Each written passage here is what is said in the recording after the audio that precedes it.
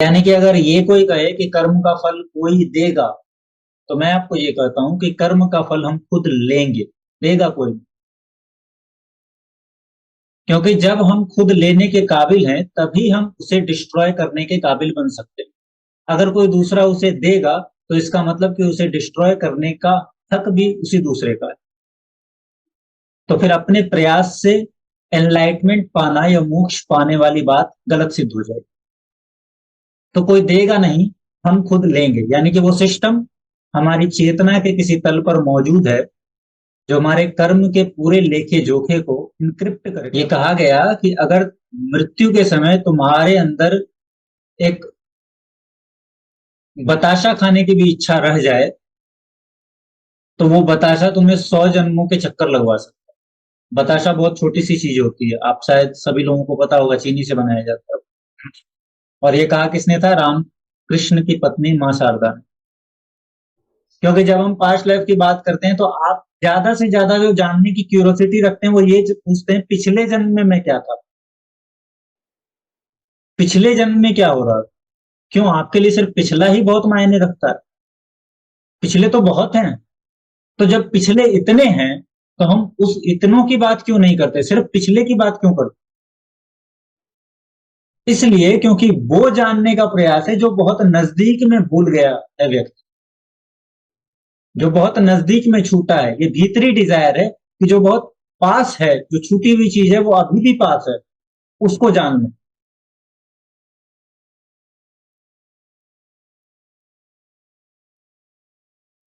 तो बात स्टार्ट होती है पास्ट लाइफ से।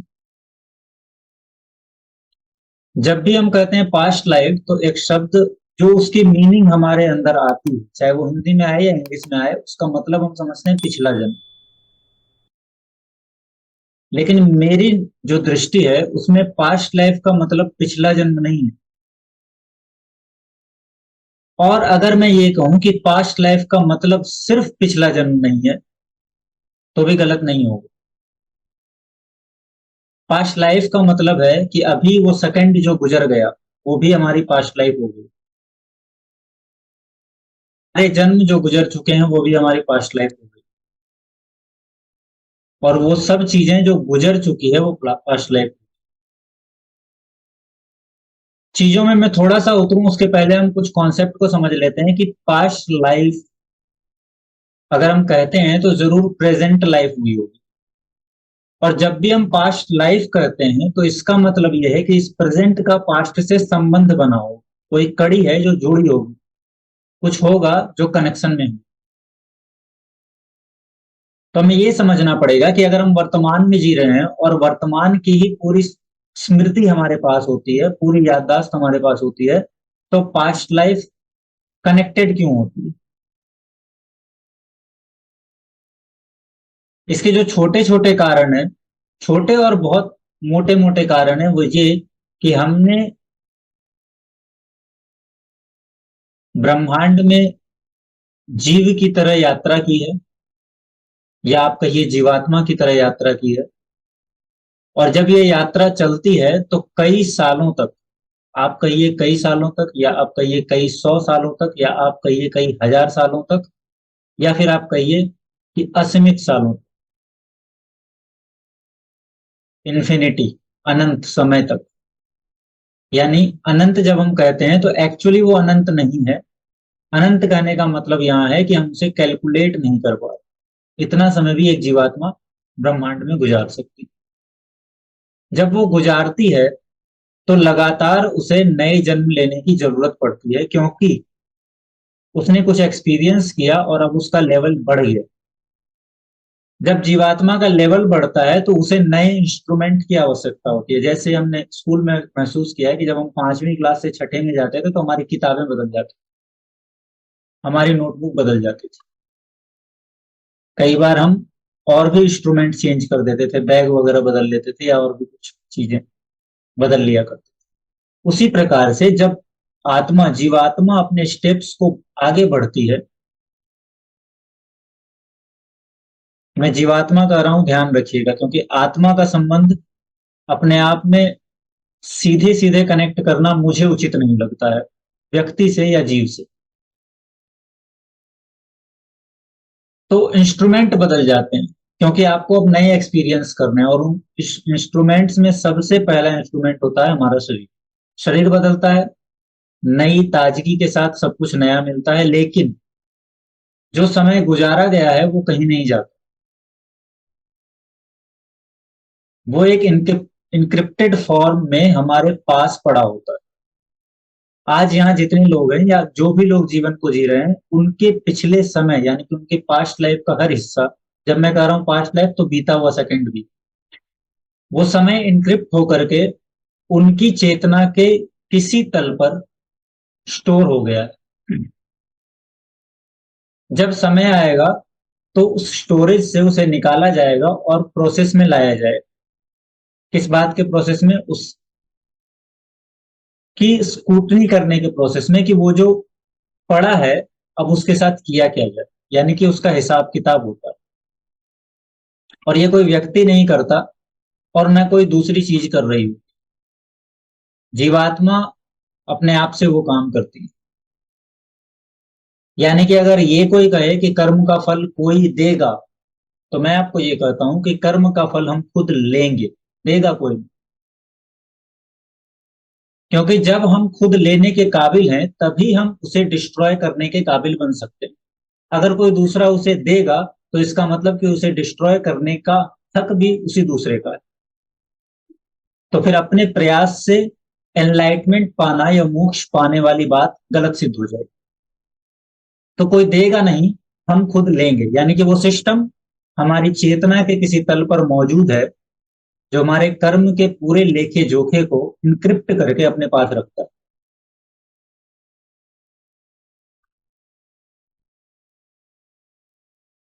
जब वो अपने पास रखता है, जब वो उसे निकालता है, और जब वो उसे इनिशिएट कर देता है फल आने के लिए, इन्हीं स्टेजेस को हमने संचित कर्म, प्रारब्ध कर्म और क्रियामान कर्म का नाम दिया।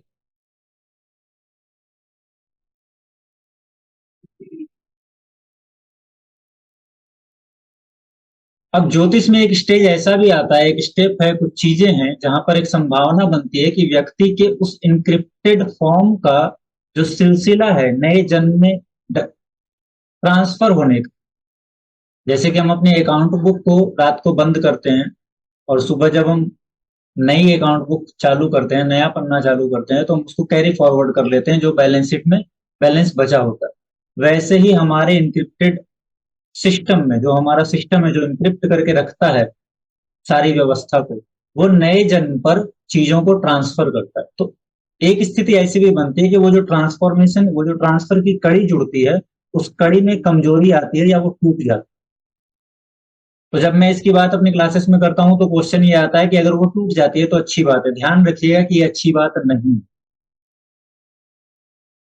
यानी कि आपके द्वारा किए गए कर्म, हमारे द्वारा बनाए गए कर्मों के लेखे जो सिर्फ कर्म नहीं, इस सृष्टि में आप जो कुछ भी क्रिएट करते हैं उसमें आपकी छाप है। और जहां जहां जिन जिन चीजों में आपकी छाप होगी, वहां वहां उन उन चीजों से आपका अहंकार दृढ़ होता चला जाता है। और हमने सुना है कि जब तक अहंकार जिंदा है तब तक मोक्ष की कोई संभावना नहीं, व्यक्ति संबोधि इनलाइटमेंट को प्राप्त नहीं हो सकता। तो इसका मतलब कि हमारा अहंकार सिर्फ हम में नहीं है, हमारे द्वारा चले गए उन कदमों के निशानों में भी है जो हमारी गवाही दे रहा है।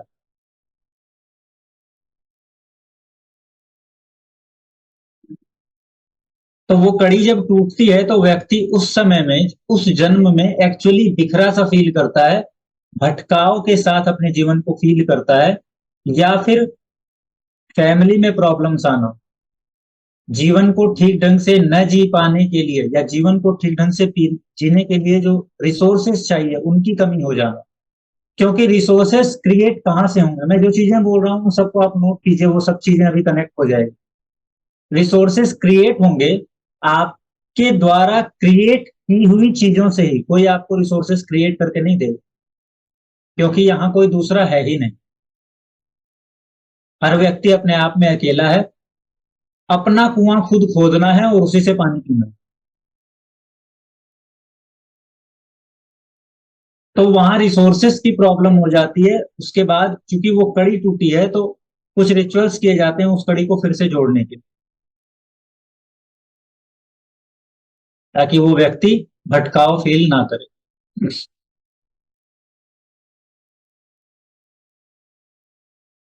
अब ये सवाल उठता है कि अगर वो सारी चीजें इनक्रिप्ट फॉर्म में हमारे भीतर मौजूद है तो क्या हम वहां तक पहुंच नहीं सकते? मैं जवाब देता हूं कि बिल्कुल पहुंच सकते हैं। लेकिन वहां पहुंचने के लिए जो क्षमताएं चाहिए, वो जो जानकारियां हैं वो आप में अपलोड हो सके, उसके लिए जो हार्ड डिस्क और प्रोसेसर चाहिए, उतनी क्षमता का प्रोसेसर और हार्ड डिस्क जनरली हमारे पास नहीं होता, क्योंकि वो एक लंबी प्रक्रिया का इनक्रिप्टेड फॉर्म है। कई बार कुछ लोग कुछ साधनाओं के द्वारा उस स्थान पर पहुंचते हैं और उस इनक्रिप्टेड फॉर्म को डिक्रिप्ट करने का प्रयास करते हैं। कई बार ये किसी के इंस्ट्रक्शन में होता है तो ठीक है, कोई बात नहीं। कई बार ये किसी के इंस्ट्रक्शन में नहीं होता, तो वैसे ही लोग जिनके बारे में हम सुनते हैं कि साधना करते करते पागल, तो एक्चुअली वो जो अपलोड हो रहा था डिक्रिप्टेड फॉर्म, उस समय में उनका प्रोसेसर उसको झेल नहीं पाया। फिर कोई भी प्रॉब्लम आ सकती है, जैसे कि नॉर्मली एक सिस्टम में आ जाती है। कोई एरर आ सकता है, कोई समस्या आ सकती है, कोई रोग आ सकता है, कुछ भी हो सकता है।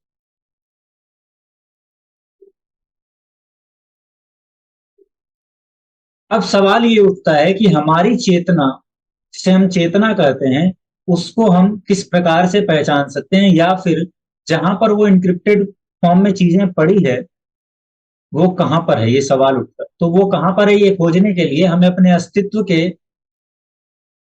यानी कि हम जिस डायमेंशन में मौजूद हैं उसमें जो जो इंस्ट्रूमेंट हमारे पास है, इन सबको एक एक करके चेक करना होगा और देखना होगा कि वो क्या चीज है जो कि हमारे मृत्यु के बाद भी बची रह जाए।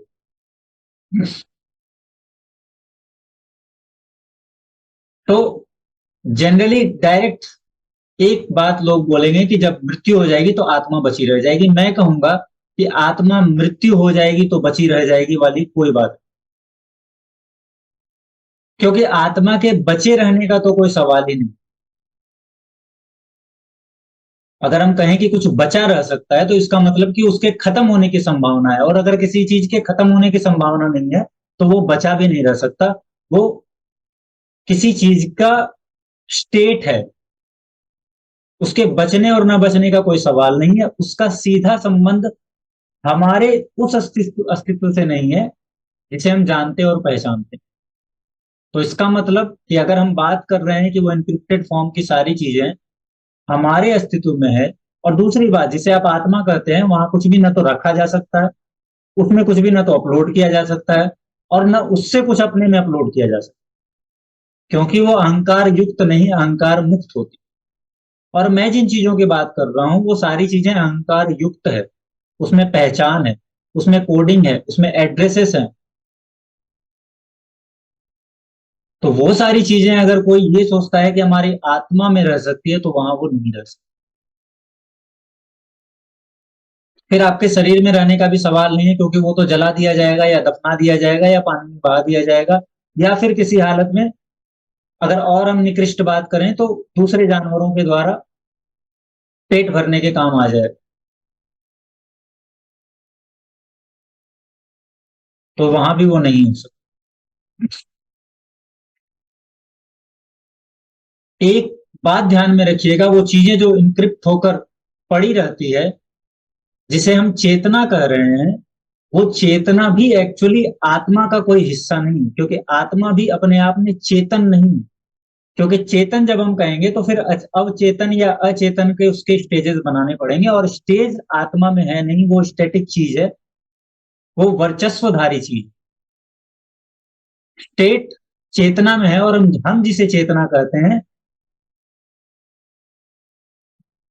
उसे नॉर्मली अगर आप कहें तो चेतन की अवस्था कह सकते हैं, यानी कि वो जो जानता है कि मैं हूं।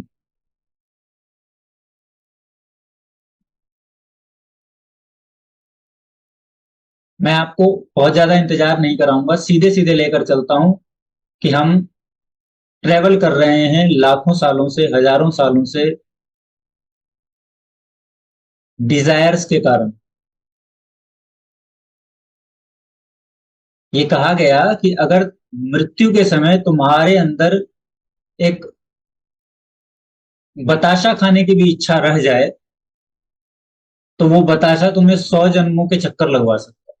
बताशा बहुत छोटी सी चीज होती है, आप शायद सभी लोगों को पता होगा, चीनी से बनाया जाता है। और ये कहा किसने था? राम कृष्ण की पत्नी मां शारदा ने।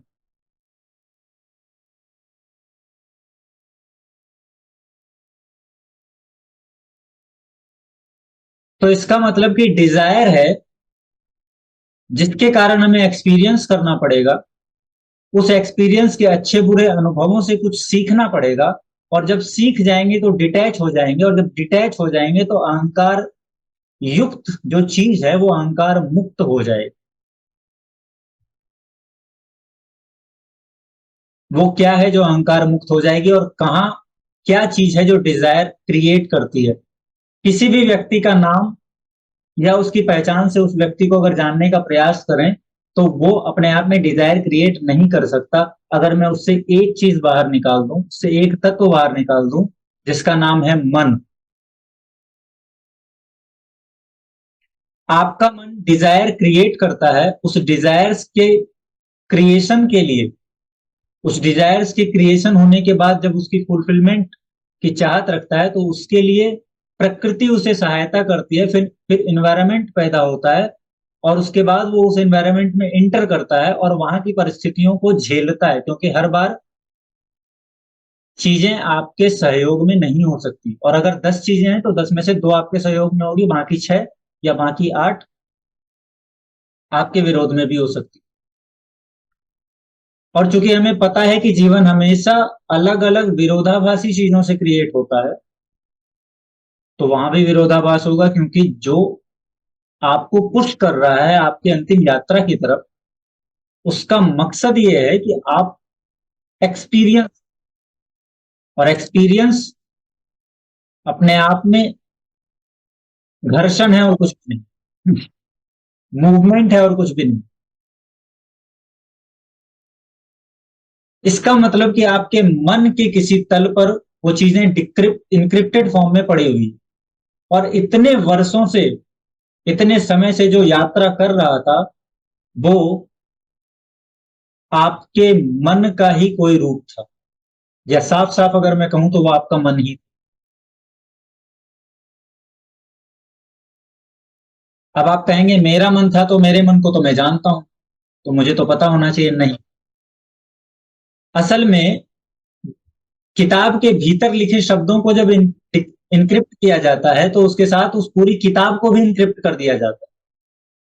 और जब वो पूरी किताब इनक्रिप्ट हो जाती है तो बाद में जब वो नए लेवल पर जाती है तो स्टेज तो वही रहता है, लेकिन नाटककार सब बदल जाता है। ऐसा समझिए जैसे कि कोई थिएटर है जहां नाटक होता है, वहां रामलीला भी होगी, वहां कृष्ण लीला भी होगी, वो स्टेज वैसा का वैसा ही रहेगा।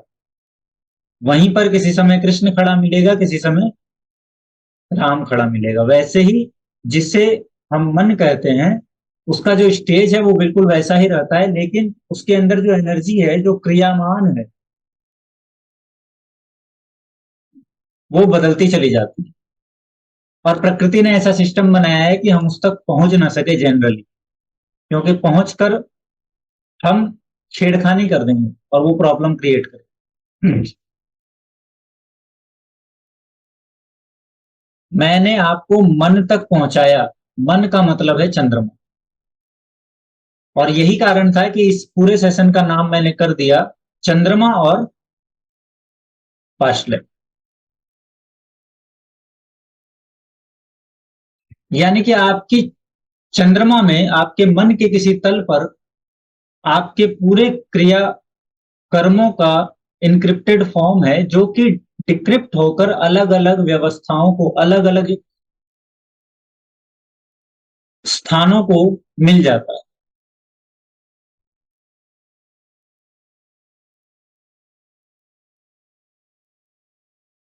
यानी कि वो जो आपका चंद्रमा है वो ट्रांसमिट करेगा चीजों को, और बाकी जो चीजें इर्द गिर्द मौजूद है वो सब रिसीव कर लेगी।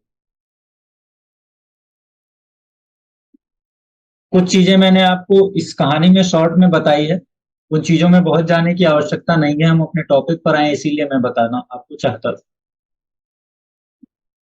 तो अगर चंद्रमा में वो चीजें मौजूद है और मन डिजायर करता है फिर हम यहाँ पहुंचे हैं, तो इसका मतलब है कि यहाँ पहुंचना, यानी कि इस बार इस जीवन में हम जहां भी पहुंचे हैं वहां पहुंचना हमारी डिजायर का हिस्सा है, और ये बात सच है।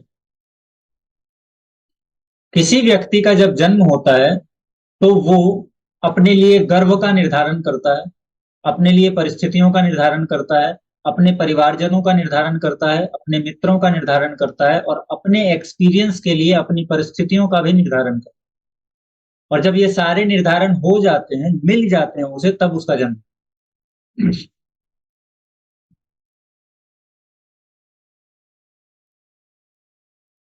अब आपकी कुंडली में या किसी भी कुंडली में चंद्रमा जहां भी जिस भी राशि में बैठा है, ये बात पक्की है कि उस व्यक्ति की डिजायर का, उसके कर्मों का बहुत मोटा हिस्सा उसी के इर्द गिर्द घूमता मिलेगा। अगर आप बहुत अच्छे से अपने अपनी कुंडली के चंद्रमा को देखें तो अब आपको समझ आएगा कि मेरे जीवन में मैं जिस भी चीज के इर्द गिर्द हमेशा घूमता रहा, वो चीज एक्चुअली ये थी, कारण ये था उसका। एक व्यक्ति जब जीता है ना बहुत कुछ करता है, लेकिन कुछ चीजें होती है जिसे वो लगातार करता रहना चाहता है या वो करता रहता है, उसके प्रयास में होता है। कुछ लोग लगातार नॉलेज एक्यूमुलेट करने की कोशिश करते हैं, कुछ लोग लगातार घूमने की कोशिश करते हैं कि मुझे ट्रैवल करना पसंद है कि मैं जीवन भर ट्रैवल करूं। कुछ लोग लगातार ये पसंद करते हैं कि मैं दोस्त बनाता चला जाऊं। ये उनकी डिजायर के इनक्रिप्टेड हिस्से का वो हिस्सा उनके सामने है जो अभी बहुत एनर्जी के साथ उभरा हुआ है। सिर्फ वो नहीं है उसके अलावा और भी बहुत चीजें, लेकिन हम जान सकते हैं वो हिस्सा जो बहुत एनर्जी के साथ टेंस होकर के उभरा हुआ।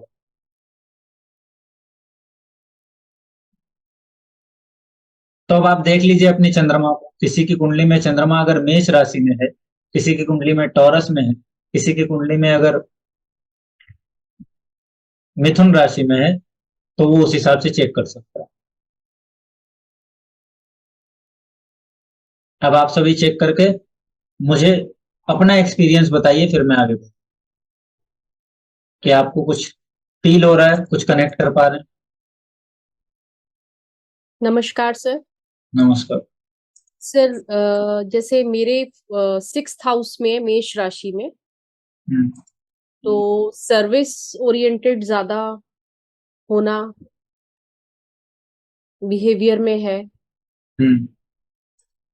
ये मैं फील करती हूँ। ये तो बहुत मोटी बात है, आप थोड़ा भीतर जाइए। 6th हाउस है ना, हम 6th हाउस की बात करेंगे। सर्विस ओरिएंटेड क्यों है वो व्यक्ति, इसकी हम बात करेंगे आगे, लेकिन आप फील कीजिए, थोड़ा और भीतर जाने का प्रयास कीजिए।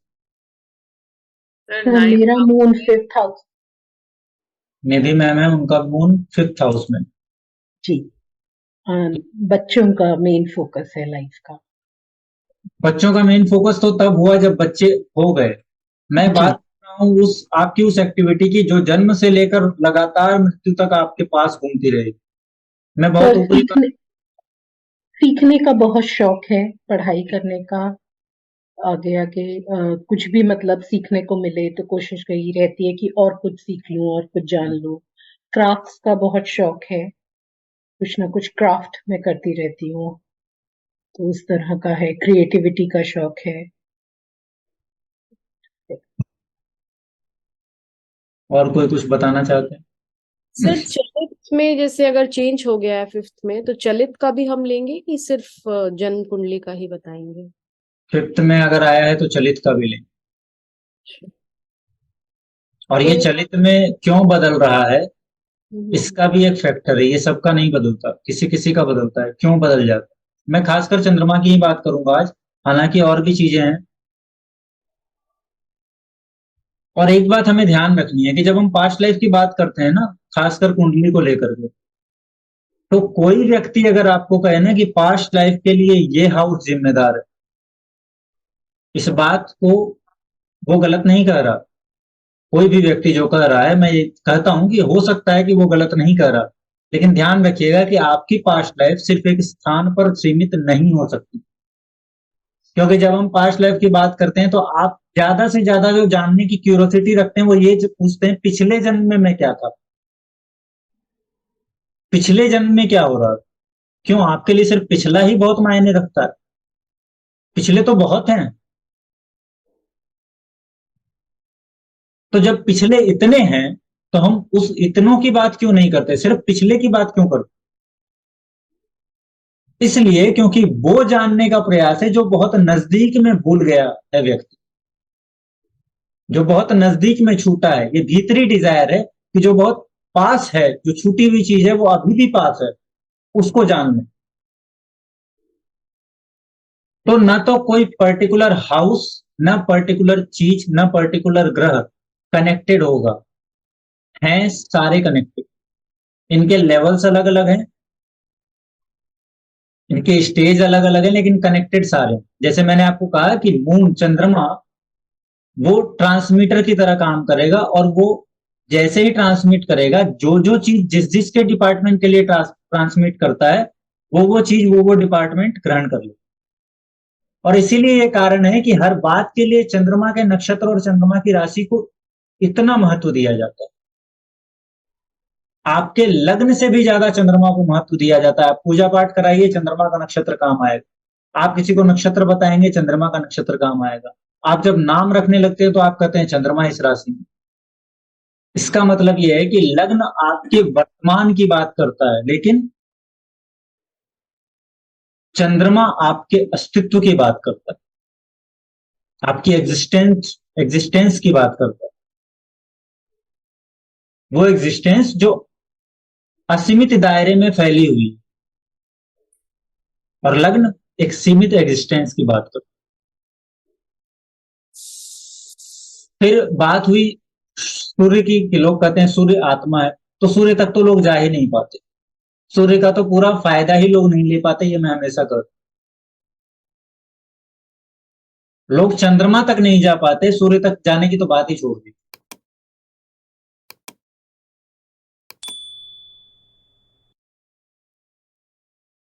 तो फिफ्थ हाउस का चंद्रमा है इनका, तो इसका मतलब ये है, निधि मैम का अगर फिफ्थ हाउस का चंद्रमा है, ये कह रही है कि मैं जानने का प्रयास करती हूँ। अगर ये बहुत डीप जाकर देखें तो इनके अंदर जानने का जो कारण मिलेगा, वो कारण मिलेगा क्रिएशन, कि मैं कुछ जानूं और उससे कुछ क्रिएट कर दूं। और वो जो क्रिएशन की अवधारणा है ना, वो निकल करके इनकी पर्सनालिटी में आकर के इन डेप्थ बैठ जाती है। और जो क्रिएट करना है, जो बहुत डीप क्रिएट करने की इच्छा है, वो बहुत ऊपर आकर जब मिलती है तो कहते हैं, इन्होंने कहा सीधे सीधे कि मैं चाइल्ड के प्रति बहुत कॉन्शियस हूं, क्योंकि उन्होंने उसे क्रिएट किया। आप सिर्फ चाइल्ड की बात छोड़ दीजिए, जो भी ये क्रिएट कर देंगी उन सब के प्रति कॉन्शियस हो जाएंगे। इन्होंने कहा ना, मुझे और भी चीजों का शौक है।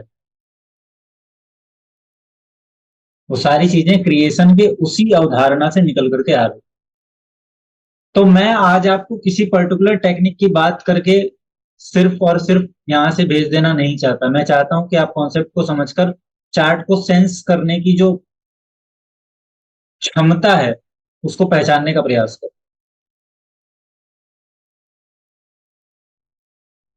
यस नीता मैम, अनम्यूट कर लीजिए। सर मेरा चंद्रमा थर्ड हाउस में है, वृश्चिक राशि में। बहुत बढ़िया। तो सर मेरे में क्रिएटिविटी बहुत ज्यादा है। मैं आर्टिस्ट हूँ और पेंटिंग्स वगैरह बहुत करती हूँ। पर जो मेरी एक तमन्ना थी कि मैं बहुत लेवल पे, हाई लेवल पे कुछ जाऊं, वो मैं नहीं कर पाई। पर मैं आज भी बहुत अच्छी पेंटिंग करती हूँ, लोग बहुत अप्रिशिएट भी करते हैं।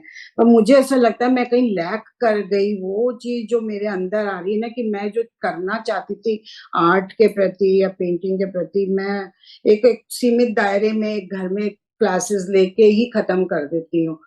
तो वो मेरे को लगता है कि मेरी वो डिजायर फुलफिल नहीं हुई, हालांकि मैंने सब कुछ पढ़ाई भी कर ली, जिंदगी भी निकाल ली, मेहनत भी कर ली, लेकिन जो मेरा ये आर्ट का जो बचपन से पैशन था ना, वो पूरा नहीं हो पाया है शायद। थर्ड हाउस में चंद्रमा को कौन देख रहा है? सर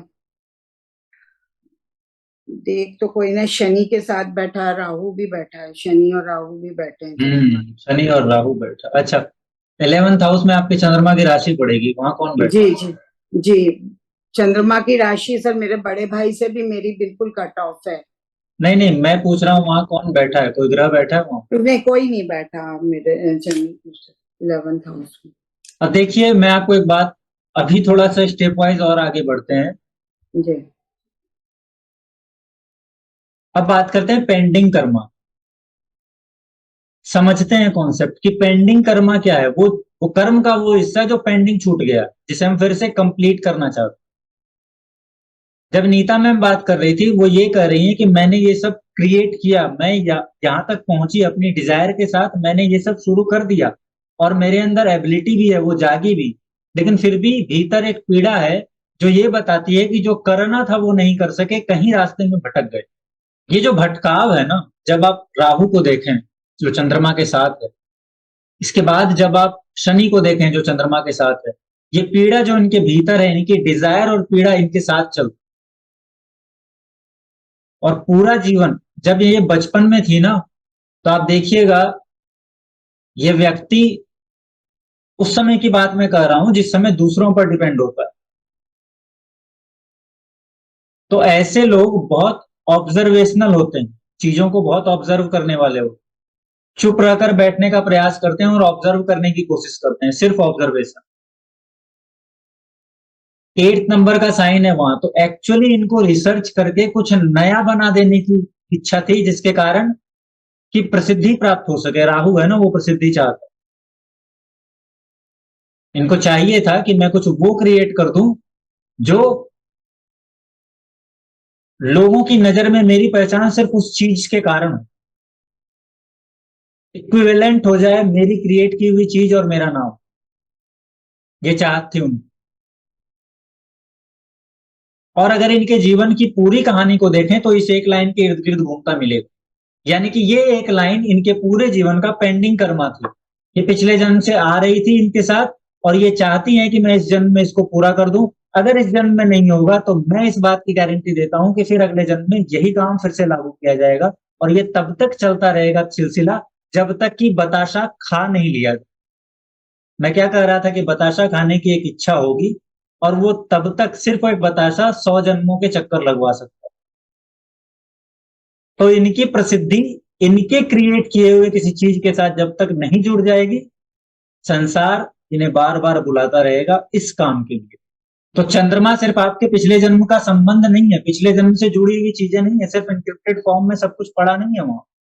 वहीं आपका पेंडिंग कर्मा भी, हालांकि और भी जगहों पर है, लेकिन उसका जो पेंडिंग कर्मा है वो बहुत उभर के आता है, व्यक्ति इर्द गिर्द उसी के घूमते रहता है।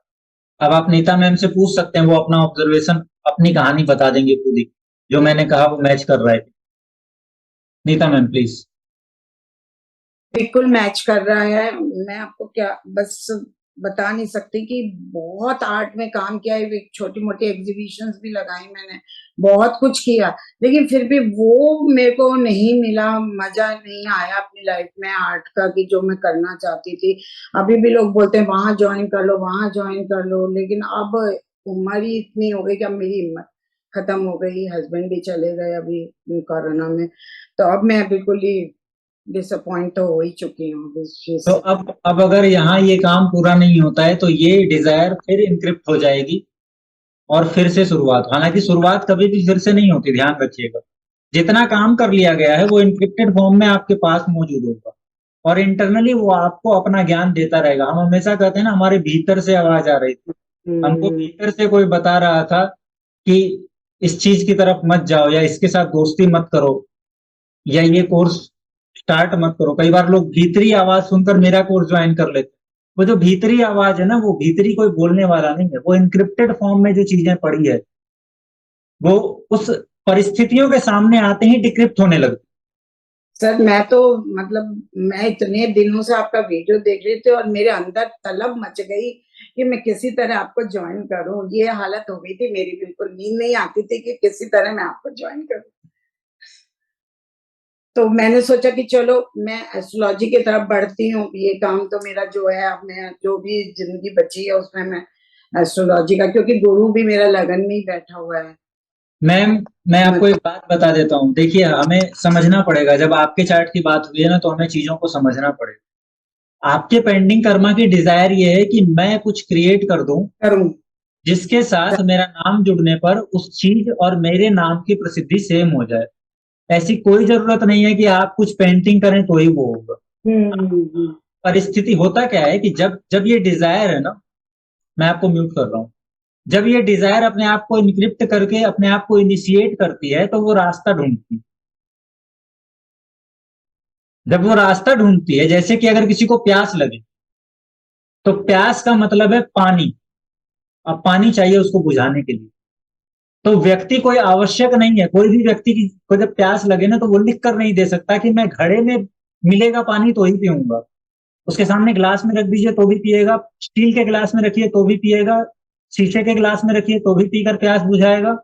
नदी मिल जाएगी, साफ पानी पीने लायक होगा तो वहां भी पीकर प्यास बुझा लेगा, कुआं होगा तो भी बुझा लेगा, हैंडपंप से भी बुझा लेगा, नल से भी बुझा लेगा। सवाल प्यास के बुझाने का है। पेंटिंग, एस्ट्रोलॉजी, संगीत, ये सब तो साधन है, ध्यान रखिए। ये सब सिर्फ साधन है। चाहत तो कहीं पहुंचने की है। वो जो मंजिल है ना कि प्यास बुझनी चाहिए, ये होना चाहिए। बस वो जब तक नहीं होगा, उसके लिए मतलब बताशा खाना है। अब वो बताशा किसी भी रास्ते से आए, तभी तो 100 जन की बात की गई ना। एक रास्ते से नहीं आएगा तो दूसरा ट्राई करेंगे, दूसरा नहीं आएगा तो तीसरा ट्राई करेंगे। जबकि सीधी सिंपल बात है कि हलवाई के यहाँ जाएंगे और 1 रुपए का खरीद लाएंगे। उतनी भी उसकी वैल्यू नहीं है एक बताशा की। लेकिन जब वो डिजायर बन जाती है ना, तो वो, क्योंकि वो डिजायर जो इनक्रिप्ट होकर के सबसे ऊपरी तल पर आ जाए, वो आपके अस्तित्व की डिजायर। अब आपकी एग्जिस्टेंस एक तल आगे नहीं बढ़ेगी जब तक उसको पूरा ना किया जाए, जब तक उसको एक्सपीरियंस ना किया जाए। पूरा करना गलत शब्द है, सही शब्द है एक्सपीरियंस करना। क्योंकि जब हम बात करते हैं ना पूरा करने की, तो सफलता की बात करने लगते हैं इनडायरेक्ट। लेकिन जब हम बात करते हैं एक्सपीरियंस करने की, तो हम असफलता को भी ऐड कर लेते हैं। और जीवन एक्चुअली दोनों से मिलकर के ही बना है। तो एक्सपीरियंस करने वाला उस डिजायर में असफल भी हो सकता है। लेकिन जब हम बात करते हैं कि सफल होना, तो सिर्फ सफल ही हो, पूरा करना तो सिर्फ सफल ही हो। सर जैसे ये इसका मून का एक केंद्रम योग होता है जो अकेला बैठा है, कोई दृष्टि भी नहीं है, आगे पीछे भी कोई प्लैनेट नहीं है, तो इसका भी कोई ये है इंटरप्रिटेशन कुछ अलग? मैं जिस ज्योतिष की बात कर रहा हूं, वो ज्योतिष किसी पर्टिकुलर योग से कनेक्ट करके बाद में देखा जाएगा। आप अकेले छोड़ दीजिए उसको या किसी और के साथ छोड़ दीजिए, वो जो चीज मैं कह रहा हूं वो होगी ही होगी। इनका प्लेनेट 2 के साथ था, तो उन 2 का फ्लेवर मिल गया। कोई अकेले है तो अकेले होगा। तो मिथुन राशि में उसका ये कि सोशल लाइफ कैसे ये होता है? नहीं, वो आप ऑब्जर्व कीजिए कि अगर मिथुन राशि में आपका चंद्रमा है, तो हाउस भी देखिए और ऑब्जर्व कीजिए अपने आप को बचपन से कि कहाँ किस चीज के इर्द गिर्द में हमेशा घूमती रही। सर 5th हाउस है, लोग मिथुन राशि है। लोग हमेशा ये पूछते हैं ना कि मेरे जीवन का पर्पस क्या है। जीवन का असल में कोई पर्पस नहीं होता। जिसे हम जीवन का पर्पस कहकर पूछ रहे हैं, उसका कोई पर्पस नहीं होता। लेकिन आपके इस जन्म के पर्पस की एक बात की जा सकती है कि आपने अगर यहां जन्म लिया तो आपका पर्पस क्या था। क्योंकि जब आपने पर्पसली किसी चीज को चुना, तो आप जब उसमें उतारे गए, तो आप ये भूल गए कि मैंने इसको क्यों चुना।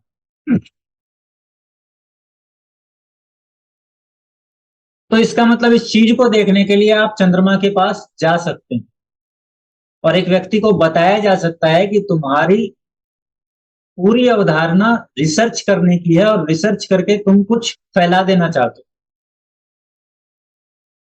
लोगों में। नेटवर्क सिस्टम के द्वारा उसको तुम फैलाने का प्रयास करना चाहते हो, ये बताया जा सकता है।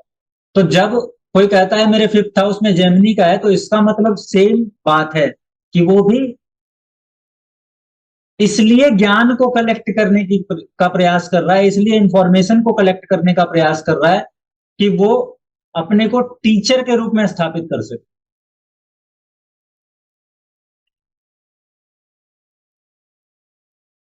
वो इंफॉर्मेशन इसलिए कलेक्ट नहीं कर रहा कि उसका ज्ञान बढ़े, ज्ञान तो उसका बढ़ ही रहा है।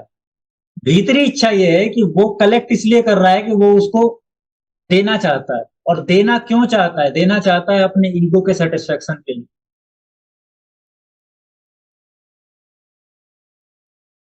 ये जिनकी बात की गई अभी 5वें घर में जेमिनी का चंद्रमा, वो अगर कुछ करेगा, जब देगा इंफॉर्मेशन कलेक्ट की हुई को देगा ना, तो वो चाहता है रिटर्न में क्या? सम्मान। सम्मान भी नहीं, एक्स्ट्रा सम्मान, या आप कह सकते हैं कि एक्स्ट्रा ट्रीटमेंट चाहता है। और वो उसको नहीं मिलेगा तो वहीं वो कहीं भी उलझेगा नहीं, कहीं भी उस चीज में समय बर्बाद नहीं करेगा। उसकी उसकी वही अवधारणा है, वो उसका पेंडिंग कर्मा है इस जन्म, एक पेंडिंग कर्मा, उसके अलावा तो कई और हो। समझ में आया पंडिता में? जी सर, बिल्कुल बिल्कुल सही बोला आपने। और टीच से ज्यादा काउंसलिंग मेरा ये है कि मेरे को ज्ञान ये करके मेरे को लोगों को काउंसिल करना ज्यादा ये होता है मेरे लिए। सीधी सी बात है ना, काउंसिल करने में एक एक व्यक्ति से पर्सनली सम्मान मिलता है। ऐसे आपको 100 लोग एक बार में सम्मान देंगे, वैसे जी एक एक व्यक्ति सम्मान देगा। बिल्कुल उसके सही बोला, में बिल्कुल। ज्यादा पुष्ट होता है, ईगो ज्यादा स्ट्रेंथ में आता है उसमें। Thank you sir. Yes Surbhi ma'am. शुक्रिया सर। जैसे हर किसी ने आपको कहा है, मैं भी यही कहना चाहती हूँ कि आपका ज्ञान और आपका नॉलेज बहुत ज्यादा इम्प्रेसिव है।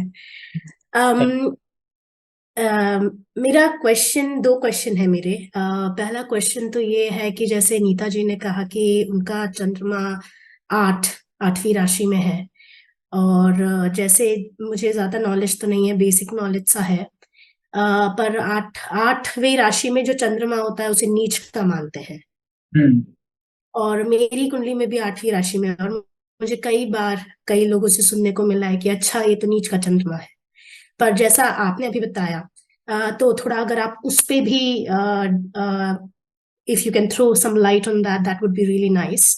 और जो आपने प्रसिद्धि की बात की, क्या ये समझ सही होगी कि वो प्रसिद्धि वाला जो कारक है वो राशि से ही आया है, 8वीं राशि से? क्योंकि तीसरा घर तो जनरली आर्ट्स क्राफ्ट का है, तो प्रसिद्धि की जो चाह है जो उस चंद्रमा को मिली है वो उस राशि के चलते मिली है। क्या ये अंडरस्टैंडिंग सही होगी? नहीं, 8वीं राशि का मतलब एक्चुअली इनके साथ रिसर्च में पड़ जाना। इन्होंने जो भी क्रिएट किया है वो क्रिएशन में आएगी पहले वाली चीज। मतलब जो भी ये क्रिएट करेंगे ना, वो फर्स्ट टाइम क्रिएट किया हुआ हो, ये कॉपी क्रिएट नहीं कर सकते।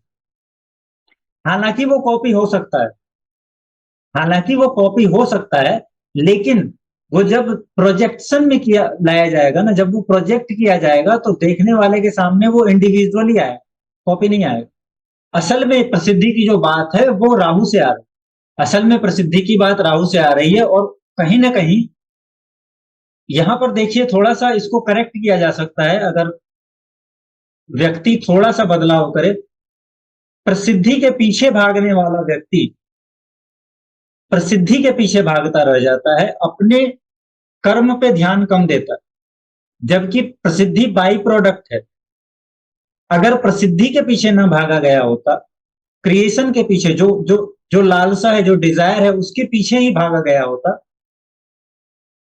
और जब मैं कहता हूं भागा गया होता, तो मैं ये नहीं कहता कि व्यक्ति फिजिकली कहीं भाग रहा है। भागने का मतलब माइंड एक्चुअली वहां पर जाकर के स्टक हो गया कि मुझे रिटर्न में चाहिए। वो अगर नहीं हुआ होता तो बहुत संभावना थी कि राहु प्रसिद्धि देता, उलझन नहीं देता, भटकाव नहीं देता। राहु को आप सभी लोग बहुत बुरा मानते हैं। आपको ये जानकर आश्चर्य होगा कि खुद पराशर ऋषि ने राहु को ऐश्वर्य का कारक कहा। ऐश्वर्य का कारक राहु जैसा ग्रह। तो मेरी नजर में ना तो, और आपने सवाल उठाया नीच का और उच्च का, मेरी नजर में नीच का और उच्च का कुछ नहीं हो, हालांकि वो है, लेकिन आपको, आपने बताया ना कि आपकी कुंडली देखकर लोगों ने कहा ये तो नीच का, वो नीच की अवधारणा से नीच का कहते हैं। मैं ये कहता हूं कि वो नीच का है, अब सीखने को बहुत कुछ मिले, अब संभावना बहुत है, एग्जॉल्टेड है इसीलिए संभावनाएं बंद है, तो नीच में भी बहुत संभावना है। ये सब चीजों पर अगर बात की जाए तो लंबी बातें की जा सकती है, क्योंकि हम टेक्निक्स में उलझे हैं, इसीलिए हम चीजों के कॉन्सेप्ट में नहीं जा पाते। जबकि अगर हम कॉन्सेप्ट को समझ लें तो इस बात की बहुत संभावना है कि हम खुद ही टेक्निक्स क्रिएट कर। सर मैं बोलना चाह रहा था ये नीता मैम के केस में, क्योंकि वो 8वीं राशि में है, तो उनको ये लाइफ में ये ट्रांसफॉर्मेशन लेना पड़ेगा कि इसके बगैर जो वो चाह रही हैं उसके बगैर भी जीना है, या फिर उसके बगैर लाइफ कैसा है, क्योंकि मतलब 8वीं राशि में एक ट्रांसफॉर्मेशन का भी कंसेप्ट रहेगा, और ये तो है भी 8वें से 8वें में।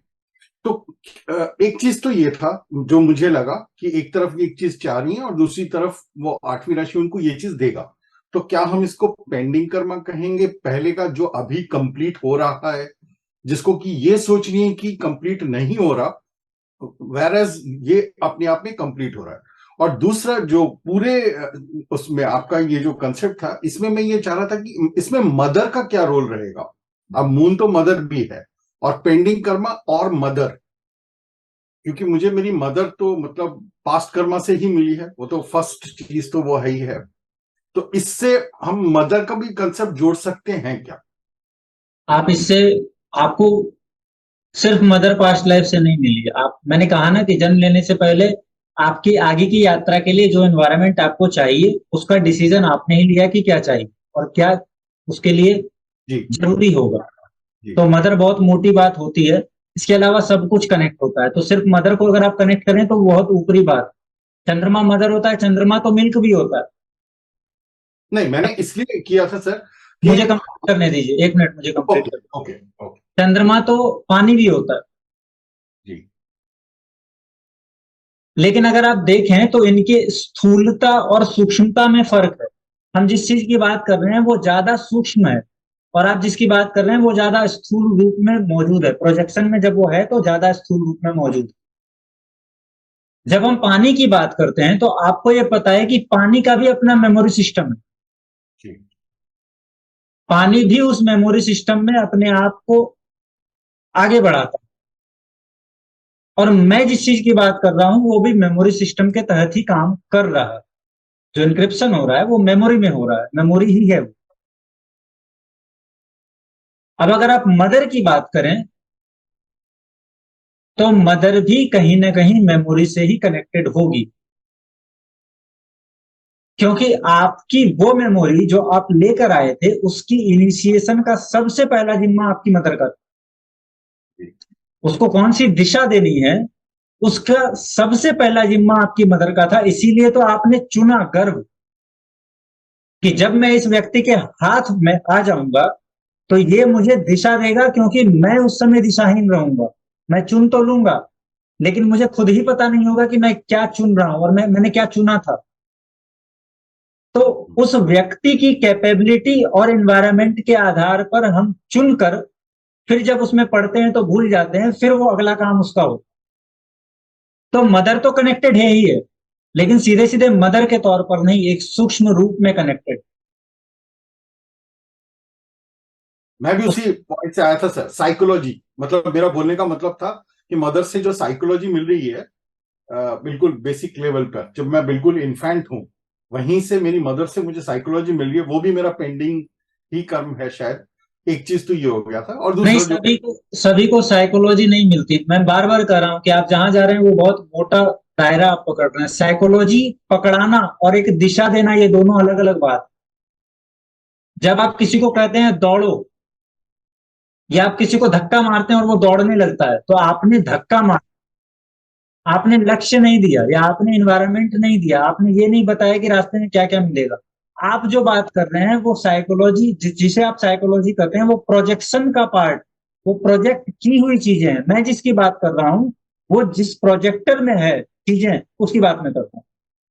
इनिशिएशन प्रोजेक्टर से होगा, प्रोजेक्शन में जो आ रहा है वो साइकोलॉजी है। साइकोलॉजी तो बहुत ऊपरी चीज है जो बाहर आई। आप जब कहते हैं, जब आप बात करते हैं, तो आप अगर फील करेंगे कि जो भी कम्युनिकेशन में जब भी आप बात कर रहे होते हैं, तो बातें जो निकल रही है वो प्रोजेक्शन है, लेकिन वो बातें एक्चुअली जहां से इनिशिएट हो रही है वहां कोई प्रोजेक्टर मौजूद है जो बातों के जत्थे को इनिशिएट करता है। फिर एक भीतर एक ट्रांसलेटर है, या आप कहिए कि एक कंपाइलर है जो कुछ चीजें छांट देता है और कुछ ऐड करता है, फिर वो प्रोजेक्ट करता है। तो साइकोलॉजी प्रोजेक्शन है, मैं बात कर रहा हूं प्रोजेक्टर की। ओके जी। आपके पूरे जीवन को फिर से कोई चीज अपने मेमोरी में डालेगी ना, फिर से आगे के स्टेप के लिए उसको इनक्रिप्ट करेगी ना। तो एक बात ध्यान में रखनी है कि जब भी हम कहते हैं बात की इनक्रिप्शन होगा, तो अगर चेतना या जीवात्मा अपने आप को प्रोग्रेस कर रही है, तो हर प्रोग्रेस के साथ वो तत्व जो इनक्रिप्टेड व्यवस्था को रख रहा है उसे भी प्रोग्रेस करना हो। क्योंकि अभी 10 जीबी के हार्ड डिस्क से काम चल रहा था, जब वो अपडेटेड होगा तो हमें हो सकता है 50 जीबी की हार्ड डिस्क चाहिए। जब वो फिर अपडेट होगा तो हो सकता है कि हाल में हमें 500 जीबी की हार्ड डिस्क चाहिए। तो सिर्फ अपग्रेड वो जीवात्मा नहीं हो रही, सिर्फ अपडेट वो नहीं हो रही, सिर्फ आगे वो नहीं बढ़ रही, वो जो इनक्रिप्टेड फॉर्म में रख रहा है ना चीजों को, वो भी उसके साथ अपग्रेड हो रहा है। क्योंकि अगर वो अपग्रेड नहीं होगा, क्योंकि उसे भी नष्ट हो जाना है ना आगे। जब मैं कहता हूं नष्ट होना, तो मैं कहता हूं विलीन होना, नष्ट होना नहीं, विलीन होना। अगर मेरे अस्तित्व का वो हिस्सा विलीन नहीं होता है तो मैं विलीन कैसे हूं? और अगर वो मेरे साथ चलता रहेगा तो उसकी कैपेसिटी और उसकी कंपाइलेशन की क्षमता, उसकी जो चीजों को लेकर उसको एग्जीक्यूट कराने की क्षमता है ना, वो भी बढ़ती चली जाए। इसीलिए तो आपने देखा होगा ना कि एक ही तल पर, एक ही परिवार में 4 लोग 4 प्रकार की इंटेलेक्चुअल कैपेसिटी के साथ पैदा हो जाते। एक की हरकतें थोड़ी अपर लेवल की होती है, दूसरे की बहुत इंसानी, बहुत बहुत मोटे तौर पर देखने को मिलती है। और मैं जिस चीज की बात कर रहा हूं जो मदर से मिलेगा, वो चीज मदर अपने 4 बेटों को एक साथ नहीं दे सकती। ये समझने वाली बात है कि वो चीज जिसकी मैं बात कर रहा हूं, वो जब व्यक्ति गर्भ का चुनाव करके उसमें उतरा, तो उसकी संभावना उस व्यक्ति के गर्भ को धारण, मतलब जो उस व्यक्ति के उतरने के बाद जिस गर्भ में वो उतर रहा है, उस गर्भ के ओनर को उसकी क्षमता प्राप्त होती है। इसलिए आप देखेंगे कि कई बार मदर जब किसी को कंसीव कर लेती है तो अचानक से उसकी मेंटेलिटी बदल जाती है। कोई मदर होती है जिसने कभी धार्मिक किताबें नहीं छुई और जैसे ही प्रेग्नेंट हुई अब गीता खोलकर बैठ गई, और ऐसे कई देखने में आते हैं एग्जांपल्स। हुआ क्या? जो आ रहा है ना वो अपने साथ बहुत एनर्जी लेकर आ रहा है, और जो उसे चाहिए ना वो करवाने के लिए एक व्यवस्था ही नहीं देखता। जैसे आपको अगर एक ऑफिस चाहिए तो आप एक ऑफिस देखकर सीधे सीधे उसमें नहीं बैठ जाते। आप एक स्थान देखते हैं, एक बिल्डिंग देखते हैं, एक कमरा देखते हैं, उसको ऑफिस का रूप बनाते हैं, फिर उसमें इंटीरियर कराते हैं अपने हिसाब से, फिर आप वहां जाकर बैठते हैं। अब जैसे ही गर्भ में वो चेतना उतरेगी, वो जीवात्मा उतरेगी ना, वो इंटीरियर कराने में लग जाएगी। तो माता जो है जिसने कंसीव किया है, वो गीता की बुक लेकर बैठ जाएगी, रामायण पढ़ने लगेगी, धार्मिक फिल्में देखने लगेगी। वो इंटीरियर हो रहा है। अब 9 महीने तक इंटीरियर चलेगा जब तक कि वो जन्म ना ले। ये हो रहा है। साइकोलॉजी तो बहुत ऊपरी बात है, ठीक है। अरविंद जी ने बात की छठे भाव में उनका चंद्रमा है, छठे भाव में मेष राशि का चंद्रमा। इनके जीवन का सबसे बड़ा पेंडिंग कर्मा यह है कि इनको सेवा करनी है, इनको सर्व करना पसंद है, इनको केयर करना पसंद है। तो इनको सेवा करनी है बहुत सारी। जैसे एक नर्स होती है ना, हर बात का ख्याल रखती है, उसके इर्द गिर्द इनकी पूरी जिंदगी घूमेगी। ये बच्ची भी होंगी ना जब, तो अपने पिता की माता होंगी जब वो पिता से बात करने लगेगी। ऐसे व्यक्ति के पिता भी ये बोलते हैं कि तुम माँ हो मेरी। लेकिन अब थोड़ी सी और बात करते हैं जो पिछले जन्म से सीधे सीधे कनेक्टेड नहीं। ये चंद्रमा मंगल की राशि में पड़ा है। अगर ये किसी प्रकार से शनि या राहु से दृष्ट होता है तो ऐसे व्यक्ति को ब्लड से संबंधित समस्याएं देखने को मिलेगी। ब्लड से संबंधित समस्याएं, अब ये भी पिछले जन्म से आती हुई चीजें हैं ना, क्योंकि आप सिर्फ डिजायर लेकर नहीं आए, आप तो कुछ कर्ज लेकर भी आए होंगे, और आपका कर्ज भी आपकी चंद्रमा की स्थिति पर दिखेगा। हालांकि मैं कहता हूं सारे ग्रहों की स्थिति पर दिखता है, अलग अलग तरीके हैं देख। मदर वाली बात बिल्कुल सही है सर। मतलब कोई पेन में हो, ह्यूमैनिटेरियन मतलब बेसिस कह सकते हैं ज्यादा। देखिए होता क्या है, चंद्रमा पैसों का भी कारक।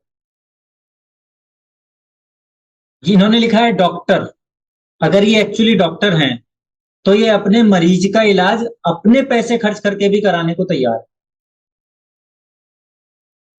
अगर ये डॉक्टरी प्रैक्टिस करती हैं तो ये जो मैं कह रहा हूं वो लागू हो जाएगा। न्याय, जस्टिस, इसकी अवधारणा बनती है। ये सब आ रहा है। दूसरी बात यह है कि इनकी नजर में कोई भी छोटा या बड़ा नहीं है, क्योंकि माता की नजर में कोई भी छोटा बड़ा होता नहीं। अब 6th हाउस में ये चंद्रमा अगर पीड़ित होगा किसी भी कारण से, तो ये चंद्रमा माता से कनेक्ट यहां करेगा। हो सकता है माता की तबीयत खराब हो, या माता की तबीयत अक्सर ही खराब रहे। और डॉक्टरों के लिए चंद्रमा 6th हाउस में होना तो आप समझ लीजिए कि उसके हाथों में जादू देने जैसी बात, क्योंकि उसकी केयर में बहुत ताकत हो जाती है। जितना ये व्यक्ति केयर करते जाएंगे, जितना इनकी केयर से दूसरों को फायदा होता चला जाता है, उतना ही इनके एग्जिस्टेंस में स्ट्रेंथ आने लगती है। ये अपने आप को फील करते हैं कि मैं और मजबूत हो गया, मैं और स्ट्रांग हो गया। अब एक और बात कि इनकी जो कौन बोल रहा है? This apply to the Rasi also, the 6th Rasi. Divyanand ji, want to ask any question? Please raise your hand first, then I will unmute you. Okay, if you will speak in between, then I will lost my face. ठीक है, राशि और house दोनों पर depend होगी। जो चीजें मैं बता रहा हूँ बिना हाउस के बिना राशि के आप कर ही नहीं सकते। इन्होंने बताया 6th हाउस में चंद्रमा है इनका मेष राशि का, तो किसी के 6th हाउस में दूसरी राशि का होगा तो वहां पर बात थोड़ी सी बदलेगी, लेकिन चीजें उसी प्रकार से चलेंगी। ठीक है, कहाँ था मैं? Thank you, sir. यही होता है, मेरा पेज टूट जाता है। हाँ, जो हीलिंग एबिलिटी इनकी होती है वो एक्चुअली हीलिंग एबिलिटी जादुई नहीं होती। हील की जब हम बात करते हैं ना, तो हम ऐसा लगता है कि कुछ जादुई तरीके से हो। इनके अंदर केयर की व्यवस्था है। ये केयर करके ही दूसरे को हील करेंगे, और उसी केयर करने से इनकी अपनी हीलिंग भी होती है। अगर ऐसे व्यक्ति को कोई केयर करने को ना मिले तो वो ऑड फील करने लगता है। एक बात और ध्यान में रखना है, 6th हाउस का चंद्रमा आपके स्ट्रगल का चंद्रमा है। 6th हाउस का चंद्रमा आपके समस्याओं का चंद्रमा है, समस्याएं क्रिएट करता है। यहां ऑब्स्टिकल्स हैं, यहां बीमारियां हैं। ऐसा व्यक्ति जब भी किसी चीज को अपने मन से सफल करने की कोशिश करेगा ना, वो सफल नहीं होती। जब वो अनमने ढंग से या सहज रूप से काम करके किसी चीज को करने की कोशिश करेगा तो वो सफल हो जाता है। सो ये ट्रू है बिल्कुल। क्योंकि जब वो कॉन्शियसनेस डालता है ना, देखिए होता क्या है, यहां पर चंद्रमा एक्टिवेट हो जाता है जब कॉन्शियसली किसी चीज को सफल करने की कोशिश करते हैं। तो जब चंद्रमा यहां एक्टिवेट होगा तो क्या एक्टिवेट? 6th हाउस एक्टिवेट हो जाता है, और 6th हाउस ऑब्स्टिकल क्रिएट करने लगता है उल्टा ही।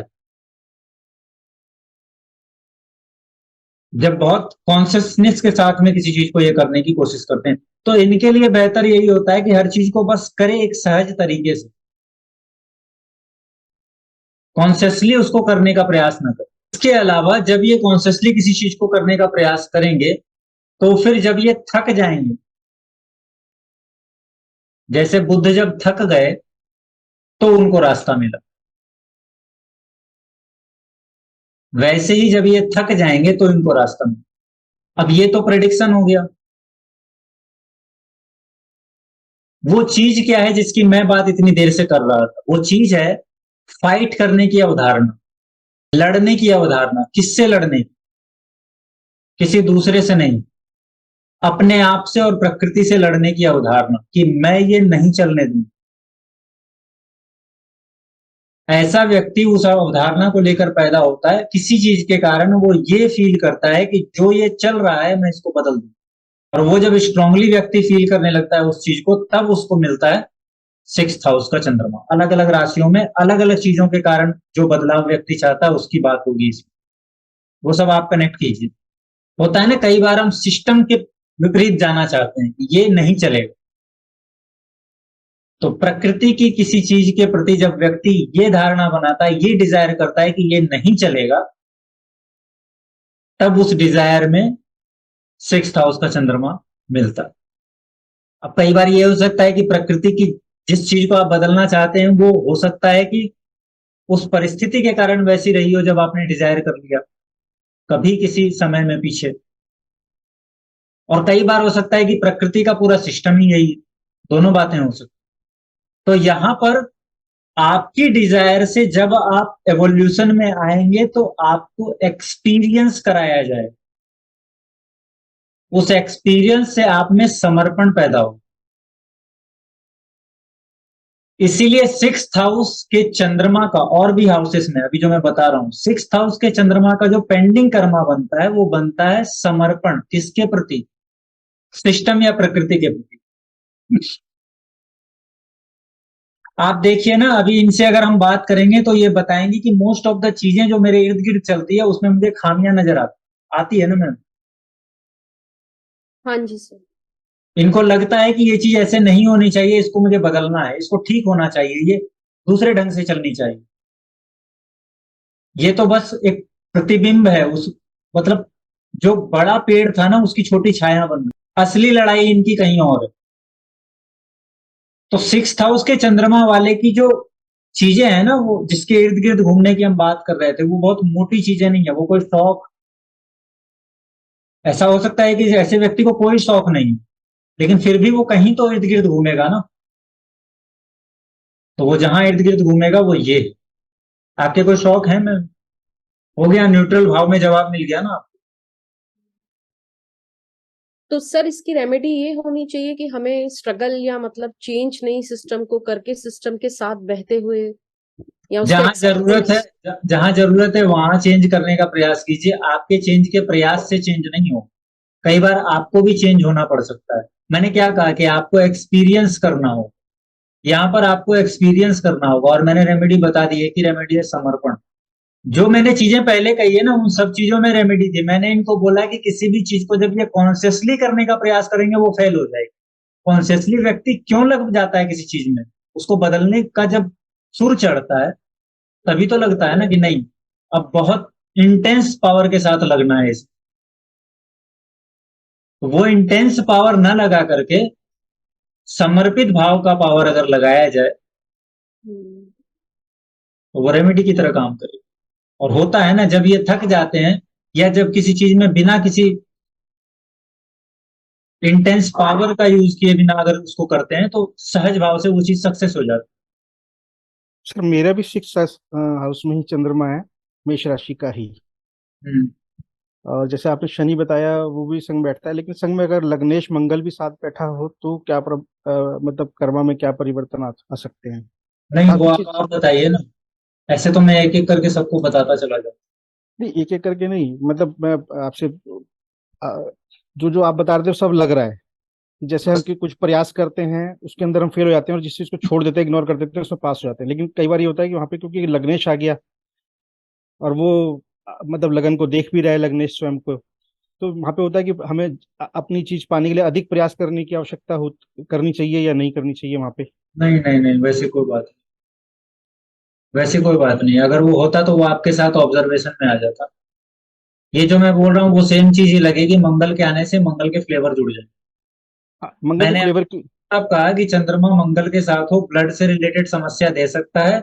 अगर ये चंद्रमा, अभी मैंने कहा ना मेष राशि का है, मंगल के फ्लेवर के कारण, ध्यान से आपने सुना नहीं। तो अगर ये अफ्लिक्टेड होगा तो खून से ब्लड से रिलेटेड प्रॉब्लम देगा, खास करके हाई ब्लड प्रेशर या ब्लड प्रेशर से रिलेटेड समस्या। ब्लड की समस्या मुझे हुई, वो आपने शनि के लिए बोली थी, मंगल का आप वहाँ पे जिक्र नहीं हुआ था, शायद हो सकता है। मंगल मेष राशि से कनेक्ट नहीं है। नहीं, मंगल में शायद, लेकिन आपने वो जो बताया था पॉइंट, वो शनि की दृष्टि या राहु का संबंध के लिए बताया था आपने। हाँ, तो अभी भी मैं वही कह रहा हूँ, मंगल के साथ अगर वो बैठा है और शनि या राहु से अफ्लिक्टेड होगा तो ये होगा, या हाँ फिर राशि देख लीजिए वहां जो है वहां से अफ्लिक्टेड होगा तो भी होगा। हाँ, बिल्कुल बिल्कुल। अब इसका जो आप बाकी चीजें जो और मैंने बताई है उसको थोड़ा आप ही काम कीजिए ना, थोड़ा आप काम हम्म। करके थोड़ा मुझे भी आउटपुट दीजिए तो मुझे भी लगेगा कि आपने कुछ किया, फिर मैं और आगे बढ़ाऊंगा आप। ठीक ठीक। अब सपोज कीजिए कि ये चंद्रमा यहाँ पर जल का कारक है ना, थोड़ा सा मेटेरियल चीजों में आते हैं। चंद्रमा जल का कारक है। अगर ये चंद्रमा पीड़ित होगा और केतु से पीड़ित होगा या 8 नंबर 7 नंबर के साइन में होगा, या इसका संबंध 8th हाउस के लॉर्ड के साथ बनेगा पीड़ित होकर, तो ये व्यक्ति को लोअर एब्डोमेन से रिलेटेड समस्या दे देगी। यूरिन की समस्या, ब्लैडर की समस्या, किडनी की समस्या, ये सब दे देगा। जल की समस्या आएगी, बॉडी में जल की समस्या आएगी, क्योंकि ये चंद्रमा यहाँ आकर पीड़ित हो रहा है, जल तत्व है ना चंद्रमा। अब आप लोगों के लिए ये होमवर्क है, आप लोग इसको कीजिए और मुझे बताइए कि अगर ये प्रॉब्लम आ रही है तो इसका संबंध पेंडिंग कर्मा या पास्ट लाइफ से क्या होना है, ये आपको रिसर्च करके बताना है, अभी नहीं, बाद में बता देना। ठीक है, जब ये वीडियो यूट्यूब पे अपलोड होगी तो आप वहां कमेंट भी कर सकते हैं या मुझे मेल भी कर सकते हैं। जब हमने बात की ना कि चंद्रमा 6th हाउस में सेवा भाव कराएगा, केयर कराएगा, तो ध्यान रखिएगा ऐसे लोग ज्यादातर आपको बहुत ज्यादा मेटेरियल लेवल पर बहुत ज्यादा ग्रोथ किए हुए नहीं दिखते, क्योंकि कारण ये है कि जब ये मेटेरियल लेवल पर बहुत ग्रोथ कर जाएंगे ना तो ये केयर नहीं करेंगे, तो ये एक सामान्य सा जीवन जीने का प्रयास करते हैं, या इनका सामान्य सा जीवन होता है, क्योंकि ये सामान्य सा जीवन ही इनको केयर करने वाला बनाएगा। जैसे ही इनका जीवन लग्जरी में चला जाएगा या कुछ प्राप्त हो जाएगा, एक ओहदा, एक पद, एक ईगो प्राप्त हो जाएगा ना इनको, तब ये केयर नहीं करेंगे, तब ये सेवा भाव नहीं रखेंगे, वो खत्म हो जाएगा। या फिर वहां सेवा भाव करेंगे जहां जरूरत है, जैसे टेंडर पास करवाना, तो वहां सेवा भाव में लग जाएंगे, वहां जी हुजूरी में लग जाएंगे। लेकिन जिससे सेवा चाहिए फिर उसकी सेवा वो नहीं कर पाता, बदल जाता है व्यवहार। और ये इसलिए मैं कह रहा हूं क्योंकि हर व्यक्ति का व्यवहार परिस्थितियों के हिसाब से बदल, और ऐसी स्थिति में फिर वही सेम बात आती है कि अपने आप को यहाँ पर फिर सोचने देखने की जरूरत है कि मेरा जो पेंडिंग कर्मा मुझे दिया गया है सेवा का वो मैं करूं, क्योंकि आपकी एग्जिस्टेंस का जो गोल बनाया गया है, मैंने कहा कि वो चंद्रमा की स्थिति से पता चलेगा। आप शुक्र को जाकर देख लीजिए, किसी भी उसी कुंडली में शुक्र को जाकर देखिए कि उसकी स्थिति क्या है। अगर वो पुरुष की कुंडली में बिगड़ी हुई स्थिति में है तो वैसी स्थिति में पत्नी को पानी से संबंधित रोग देगा, आपको नहीं देगा। फिर पानी से संबंधित रोग की मैंने बात की, वो पत्नी को देने लगेगा, वाइफ। और ये रोग वाइफ के डिटेक्ट नहीं होते, डायग्नोस में नहीं आते। सर जैसे अगर मैं सोचूं तो मून मेरा एक्वेरियस में 11th हाउस में है, तो बचपन से मुझे बहुत ज्यादा, एक तो बाहर, घर से बाहर दोस्तों में छोटे से अभी भी मतलब इतने नहीं है, लेकिन हमेशा ये था कि ग्रुप में होना चाहिए, ग्रुप में अच्छा लगता है। एक तो ये है। दूसरा सर, जैसे मेरा चंद्रमा भी 3rd हाउस के लॉर्ड के साथ बैठा है, मर्क्यूरी के साथ, एंड मुझे भी आर्ट्स एंड क्राफ्ट का बहुत है, बट मेरा भी नहीं चला बिकॉज प्रोबेबली उसमें भी राहु एंड सैटर्न दोनों का ही इफेक्ट है, बीइंग इन एक्वेरियस साइन। वो I also wanted to gain recognition through it, but वो एक पेन पॉइंट मेरा है। तीसरा सर शतभिषा नक्षत्र का भी है, शायद हीलिंग। बचपन में मुझे इतने एक्सपीरियंसेस रहे हैं through my health journey only, मुझे ऑल्टरनेट हीलिंग में बहुत लोग मिले। तो मुझे ऐसा लगता है कि मेरा कहीं ना कहीं वो डिजायर होगा कि मुझे हीलिंग के थ्रू खुद को ठीक करने का डिजायर, हेल्थ का एक वो पार्ट मुझे उसमें फील होता है स्ट्रांगली कि कोई कनेक्शन हो। बिल्कुल हो सकता है। सर यही था मेरा। वैसे तो एक्वेरियस 11th हाउस में मून मर्क्यूरी वीनस तीनों है, तो मैं इतना सोच पाई अभी तक। अभी आपने थर्ड हाउस बताया। Third house mercury sir 11th house में थर्ड हाउस के लॉर्ड के साथ बैठा है एक्वेरियस। अच्छा, ठीक है।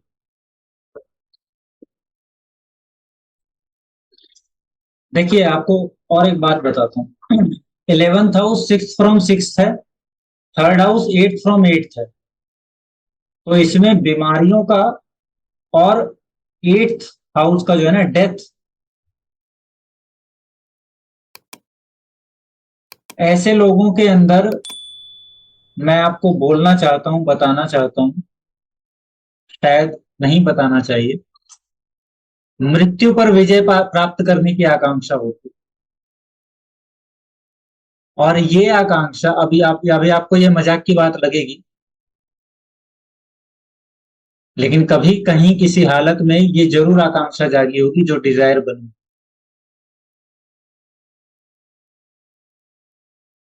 सर बिल्कुल हो सकता है, हम बहुत लिमिटेड सोच के साथ आए हैं, हमें क्या पता हमने क्या क्या देखा है, किया है।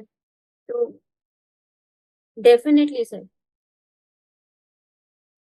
चलिए, तो मैं आज की चर्चा को यहीं तक रखूंगा, और मुझे लगता है कि नेक्स्ट क्लास में भी हमें थोड़ा सा इसे कंटिन्यू करना पड़ेगा।